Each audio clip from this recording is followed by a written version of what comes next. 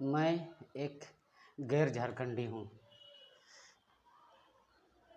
Bihar, UP, Madhya Pradesh, Maharashtra लगभग समूचे भारत में से किसी भी अन्य राज्य का निवासी हूँ।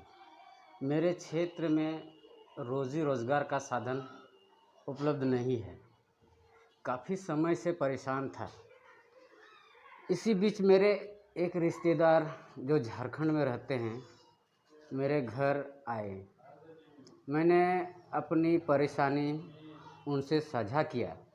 उन्होंने बड़े इत्मीनान से मेरी बात सुनी, फिर कहना शुरू किया, ऐसा करो, तुम 2-4 हज़ार रुपये लेकर झारखंड आ जाओ, तुम्हारा पूरा जीवन सुखमय बीतेगा।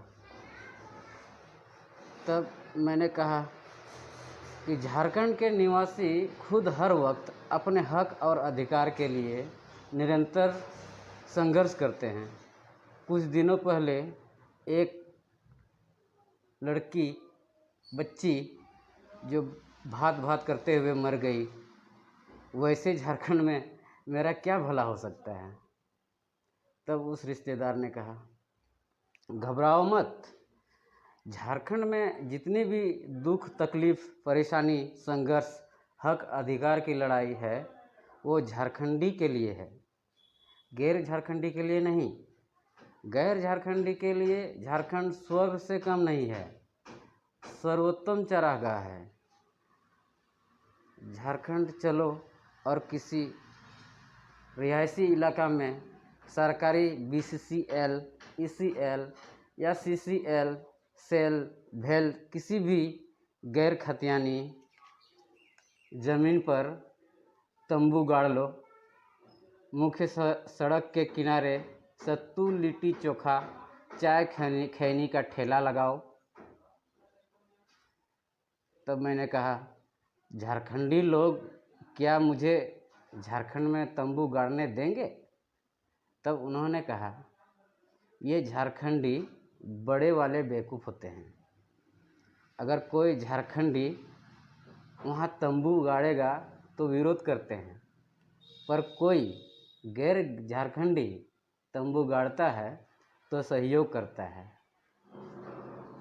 फिर मैंने पूछा, भैया रोड किनारे व्यवसाय करने देगा वो लोग? तब उन्होंने कहा, झारखंड में रोड किनारे व्यवसाय करने का एकाधिकार केवल झारखंडी का है।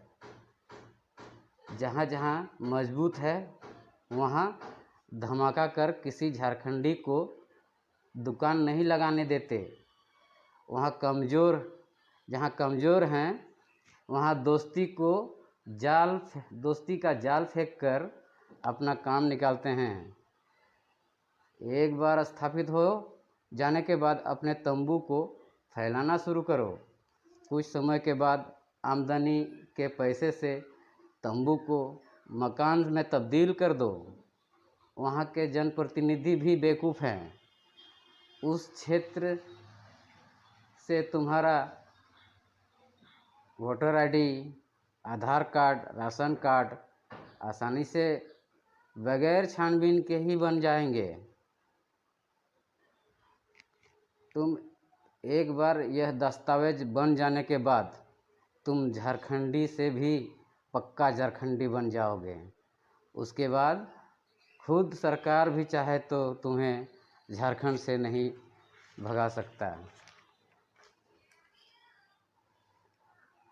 अपनी जड़ें जमा चुके हमारे कुछ गैर झारखंडी नेता मंत्री भी इसमें हमारी खूब मदद करते हैं।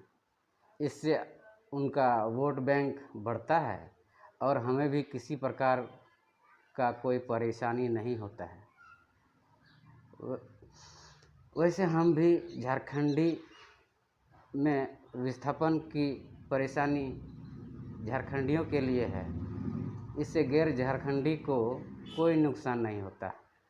अगर भूल चूक से विस्थापन होना भी पड़े तो वहाँ की सरकार हमें बना बनाया घर, बिजली, पानी, शिक्षा, रोजगार की समुचित व्यवस्था के साथ मुआवजा भी देती है।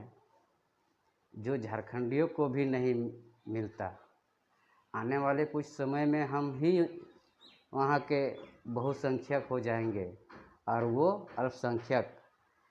फिर पूरी झारखंड से हम पूरा झारखंड और झारखंडियों को अपने कब्जे में कर लेंगे और पूरे झारखंड में हमारा ही राज होगा। इनकी इन बातों को सुनकर मेरा मन भी की सारी व्यथा समाप्त हो गई और तुरंत पैसे की व्यवस्था कर ट्रेन पकड़ ली और झाझा जमुई स्टेशन से होकर देवघर बाबा धाम होते हुए झारखंड की उप राजधानी दुमका रेलवे स्टेशन पर पहुंचा। उसके बाद तो जीवन भर झारखंडियों की छाती पर चढ़कर राज करना है। जय हो झारखंड सरकार।